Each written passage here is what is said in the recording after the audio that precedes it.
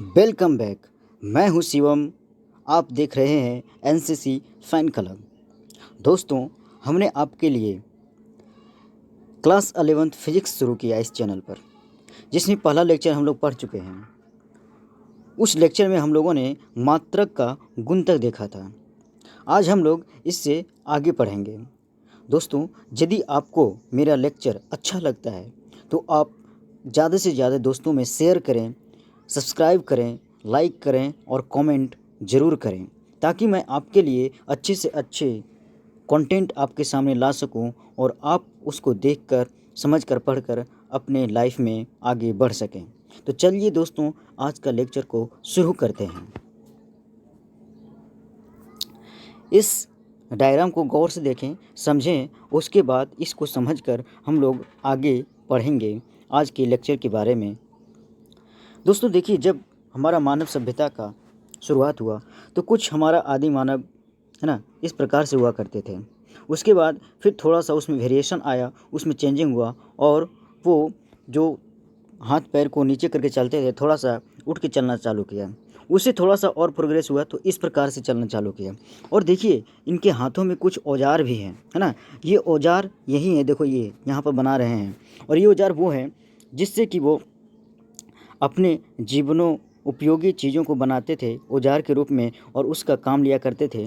जैसे कि किसी जानवरों को मारना हो, है ना, किसी चीज़ को काटना हो तो उनके लिए ये औजार बनाया करते थे। किसी चीज़ को तोड़ना हो तो उनके लिए ये औजार बनाया करते थे। जैसे देखिए, यहाँ पर एक आदि मानव हमारा शिकार के करने के पोजीशन में है।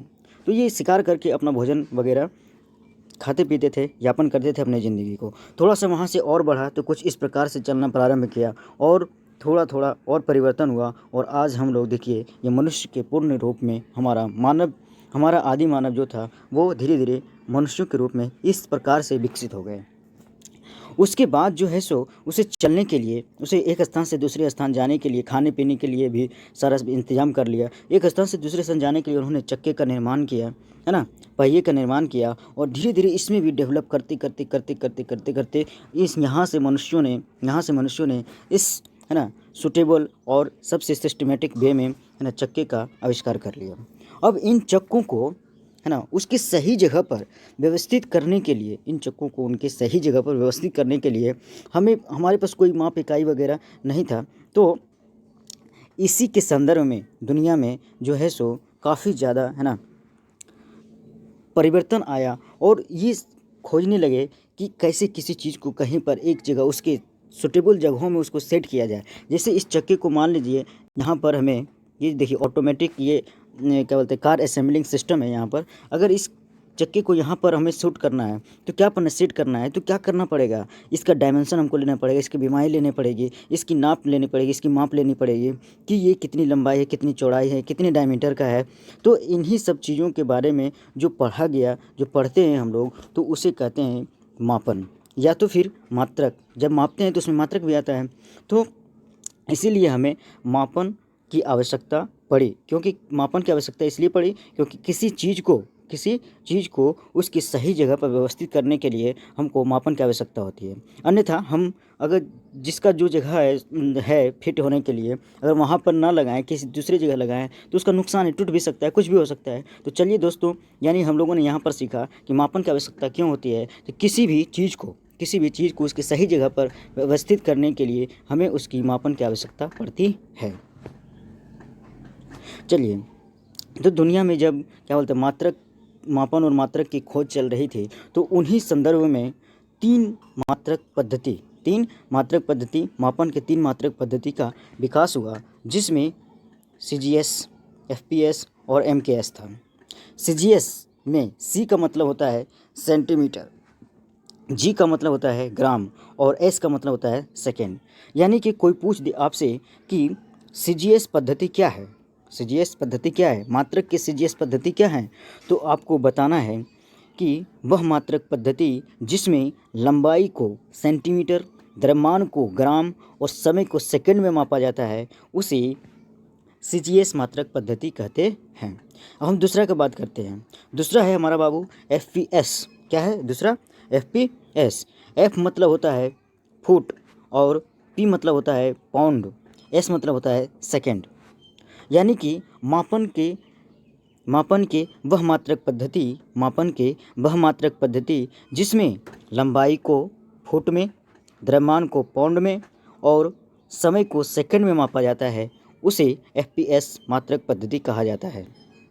तीसरा मात्रक पद्धति है बाबू हमारे पास एमकेएस। क्या है? एमकेएस। एमकेएस मात्रक पद्धति में एम का मतलब होता है मीटर, एम का मतलब होता है मीटर और के का मतलब होता है किलोग्राम और एस का मतलब होता है सेकंड, यानी कि मापन का वह मात्रक पद्धति जिसमें लंबाई को मीटर में, द्रव्यमान को किलोग्राम में और समय को सेकंड में मापा जाता है, उसे एमकेएस मात्रक पद्धति कहते हैं। यहाँ से एक प्रश्न और आ सकता है, यदि आप गौर से देखें समय के पास, तो समय में यानी कि समय के लिए तीनों मात्रक पद्धति में हमारा जो मात्रक है वो समान है, सेकंड है। क्या है? सेकंड। तो यहाँ से एक प्रश्न बनता है कि किस भौतिक राशि की सभी मात्रक पद्धति में मात्रक समान होते हैं? तो आपका जवाब होगा समय। क्या होगा? समय। चलिए आगे बढ़ते हैं। यहाँ पर देखिए, जब तीन मात्रक पद्धति का आविष्कार हुआ तो उसमें हमारे पास तीन मूल भौतिक राशियाँ ही थी। पहला लंबाई, द्रव्यमान और समय, जिसमें लंबाई का मात्रक आया था हमारे पास मीटर और द्रव्यमान का मात्रक आया किलोग्राम और समय का मात्रक आया सेकेंड, एमकेएस पद्धति में। किसमें? एमकेएस पद्धति में। अब हम थोड़ा सा इस डायग्राम को पढ़ते हैं और रिलेट करते हैं, फिर आगे बढ़ेंगे हम लोग। देखिए बाबू, यहाँ पर आप देख रहे होंगे एक लड़की है जो कि बाइक पर बैठी हुई है। जब ये बैठी हुई है इस बाइक पर, तब इसके द्वारा कोई दूरी तय नहीं की गई है, ठीक है। लेकिन जब ये बाइक को स्टार्ट करेगी और आगे बढ़ना चालू करेगी, तो जिसमें स्टार्ट करेगी उसमें 0 और उसके बाद बढ़ना जब चालू आगे करेगी, तब इस पॉइंट से दूरी जो है सो बढ़ता जाएगा। यानी कि बाइक को स्टार्ट किया तो चलना प्रारंभ किया तो इसका दूरी बढ़ना चालू हो गया, दूरी यानी लंबाई। उसके बाद जो यहाँ से जिस स्थान पर जाएगी तो कुछ समय लगेगा। तो दो चीज़ आए बाबू, एक लंबाई और एक समय। अब बात करते हैं, इस गाड़ी का भी कुछ वजन होगा और इस पर ये जब बैठेगी तो इसका खुद अपना वजन होगा, दोनों का वजन होगा, यानी द्रव्यमान भी आ गया। यानी कहने का मतलब हुआ कि यांत्रिकी के क्षेत्र में, ऑटोमोबाइल के सेक्टर में जो हमारा पहले भौतिक राशि आया था वो तीन भौतिक राशि आया था। क्या आया था? पहला लंबाई, दूसरा द्रव्यमान और तीसरा समय। इसके अलावा यानी आपसे पूछ दे कि यांत्रिकी में कितने भौतिक राशि है? 3, लंबाई, द्रव्यमान और समय। उससे पूछ दे कि यांत्रिकी में कितने मात्रक हैं, तो आपको बोलना है लंबाई के लिए एमकेएस पद्धति में मीटर, द्रव्यमान का किलोग्राम और समय के लिए सेकंड होता है। अब हम आगे बढ़ते हैं। ये तीन चीज़ तो हमारे पास आ गई थी, लेकिन इसके अलावा जो मनुष्य यूज कर रहे थे उनके बारे में कोई भी मापन मात्रक पद्धतियाँ नहीं थीं। तो इसके लिए दुनिया में काफ़ी हलचल मची हुई थी। इसी क्रम में, है ना, थॉमस अल्वा एडिसन साहब ने बल्ब का आविष्कार किया। क्या आविष्कार किया? बल्ब का आविष्कार किया। तो बल्ब जब आविष्कार किया तो उसको जलने के लिए विद्युत धारा की आवश्यकता हुई। देखिए यहाँ पर थॉमस अल्वा एडिसन है, इन्होंने बल्ब का आविष्कार किया, दुनिया को बल्ब दिए, तो इसको जलाने के लिए विद्युत धारा की आवश्यकता हुई, ठीक है। तो विद्युत धारा की आवश्यकता हुई, तो विद्युत धारा तो मिल रहा था, लेकिन जो विद्युत धारा मिल रहा था कितना जाएगा, उसका मात्रक क्या होगा? तो इसके लिए जो है आए फिर एम्पियर साहब। कौन आए? एम्पियर साहब। यही जो देख रहे हैं आप, जिसमें मैं टिक कर रहा हूँ, ये एम्पियर साहब ने बताया कि हाँ बाबू, इसमें इतना एम्पियर धारा जाएगी तो ये बल्ब जलेगी। इसके अलावा हम किन्हीं चीज़ों को भट्टियों में, है ना, ये देखिए यहाँ पर भट्टी है, ये चीज़ यहाँ पर देखिए भट्टी है। भट्टियों में हम लोग किसी चीज़ को गर्म भी करते हैं तो उसमें कितना ताप निकल रहा है, कितना उष्मा हो रहा है, तो इनके बारे में भी कोई जानकारी नहीं था।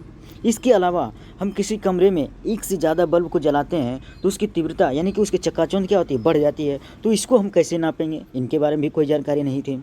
इसके अलावा केमिस्ट्री की दुनिया में जो प्रैक्टिकल करते हैं, हमारे पास पदार्थ होते हैं, उनकी मात्राएं होती है, तो इसको कैसे हम लोग मेजरमेंट करेंगे? इनके बारे में भी कोई जानकारी नहीं थी। तो इन सब चीज़ों के लिए, उन तीनों के अलावा, यानी लंबाई, द्रव्यमान और समय के अलावा, इन सब चीज़ों के बारे में हमें कोई जानकारी नहीं थे। इसके लिए एक बैठक हुआ और उस बैठक में एक सिस्टम को ईजाद किया गया जिसको हम कहते हैं एसआई सिस्टम। क्या कहते हैं? SI system, international system of unit.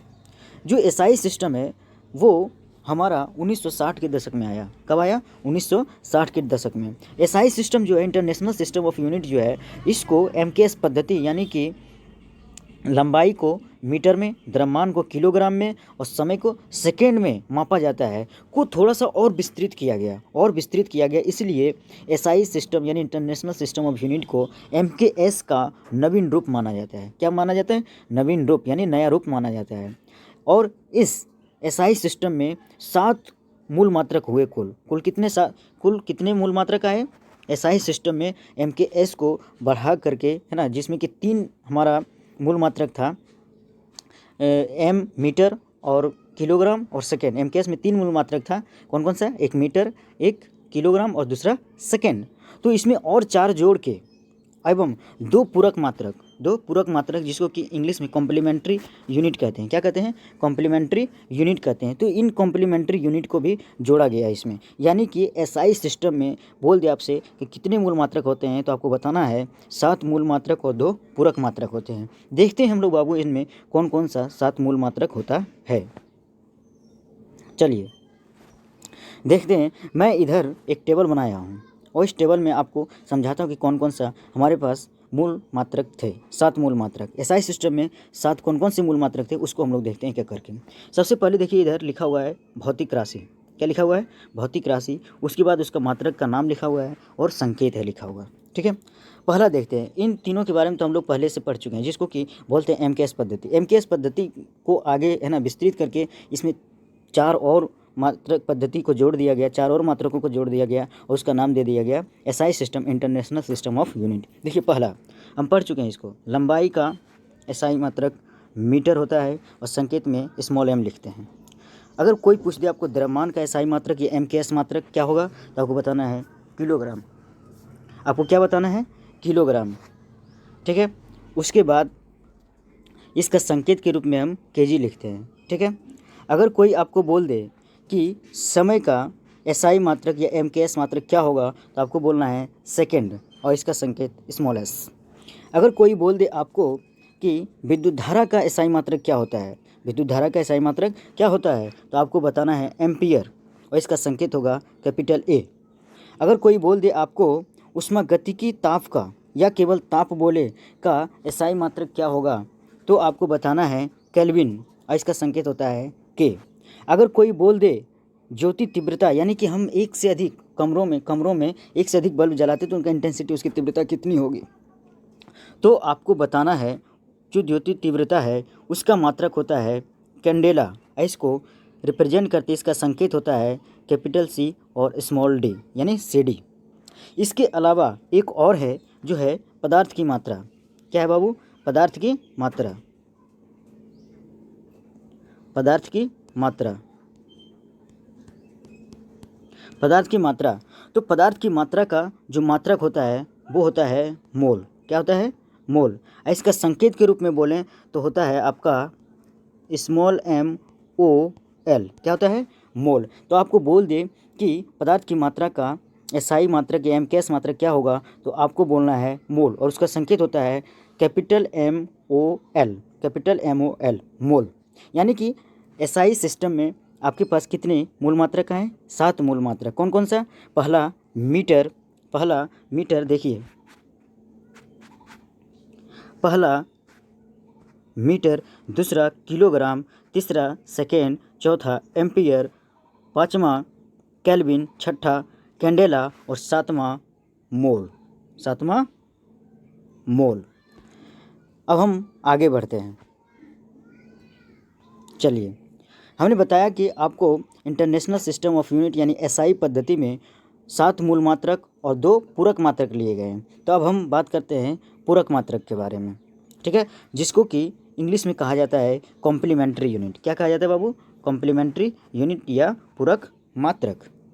तो हमारे पास 2 पूरक मात्रक हैं, पहला रेडियन और दूसरा स्टेरेडियन। जो समतल को कोण जो होते हैं हमारे पास, क्या होते हैं? समतल कोण। तो समतल कोण को जो मापते हैं हम लोग उसके मात्रक को कहते हैं रेडियन। अब समझते हैं समतल कोण क्या होता है। देखिए बाबू, आप जानते होंगे कि गांव घरों में काफ़ी है ना खेती का काम होता है, तो आपका जो आरी होता है यानी मेड़ होता है, दो आरी के बीच में, दो मेड़ों के बीच में, समतल खेतों के दो मेड़ों के बीच में उसमें एक कोना बनता है। ये देखिए यहाँ पर कोना बना हुआ है। इसको हम डिटेल्स यहाँ देखें तो इस प्रकार से देख सकते हैं, हमारे पास है ना एक ये पैमाना है खेतों का, है ना। देखिए यहाँ पर, और यहाँ पर ये कोण बन रहा है ना। इसी कोण को क्या बोलते हैं हम लोग? समतल कोण। तो इस प्रकार के जो कोण बनते हैं उसको मेजरमेंट जो किया जाता है, उसको मेजरमेंट किया जाता है रेडियन में। किसमें मेजरमेंट किया जाता है? रेडियन में। अब हम बात करते हैं कि दूसरा जो हमारे पास जो पूरक मात्रक है वो है स्टेरेडियन। तो स्टेरेडियन क्या होता है? मान लीजिए आपके पास कोई ठोस गोला है। क्या है ये? ठोस गोला। इसका आपने इतना छोटा सा हिस्सा लिया, ठीक है, इतना छोटा सा हिस्सा लिया। अब मान लेते हैं इस गोले का केंद्र है ये, तो इस छोटे से हिस्से के द्वारा यहाँ पर जो आपका कोण बनाया जाएगा, इस जगह पर जो कोण बनाया जाएगा, इसी कोण को हम लोग बोलेंगे ठोस कोण या घन कोण। क्या बोलेंगे? ठोस कोण या घन कोण। और इसको जो मेजरमेंट किया जाएगा उस मात्रक का नाम है स्टेरेडियन। क्या नाम है? स्टेरेडियन। देखिए ये जो मैं यहाँ पर बनाया हूँ उसको इस रूप में भी देख सकते हैं। मान लीजिए ये हमारे पास एक गोला है। क्या है? ये हमारा ठोस गोला है और इसका इतना छोटा सा हिस्सा लिया है, ठीक है। कितना लिया? छोटा सा हिस्सा लिया है। तो इस छोटे से हिस्से के द्वारा, इस पृष्ठ के छोटे से हिस्से के द्वारा इसके केंद्र पर, ये केंद्र है, यहाँ पर ये जो कोण बनाया जा रहा है, ये वाला कोण, इसी को बोलते हैं हम लोग ठोस कोण या घन कोण। तो आज से आपको बोल दे कि ठोस कोण या घन कोण का एसआई मात्रक क्या है, तो आपको बता देना है स्टेरेडियन, जिसको कि शॉर्ट में लिखते हैं SR। क्या लिखते हैं? SR। वहीं समतल कोण का जो आपका मात्रक होता है, अगर पूछते कोई आपको एक समतल कोण किससे नापेंगे हम लोग, तो बोल देना है कि इसको हम लोग रेडियन में नापेंगे और इसका सिंबल होता है RAD। तो दोस्तों, हम लोगों ने आज यहाँ तक पढ़ा है। इसके आगे हम लोग नेक्स्ट क्लास में पढ़ेंगे। तब तक आप स्वस्थ रहें, सुरक्षित रहें और पढ़ते रहें। और यदि अच्छा लगता है तो आप इसे लाइक, शेयर, कमेंट और सब्सक्राइब ज़रूर करें। चलिए मिलते हैं अब अगले लेक्चर में।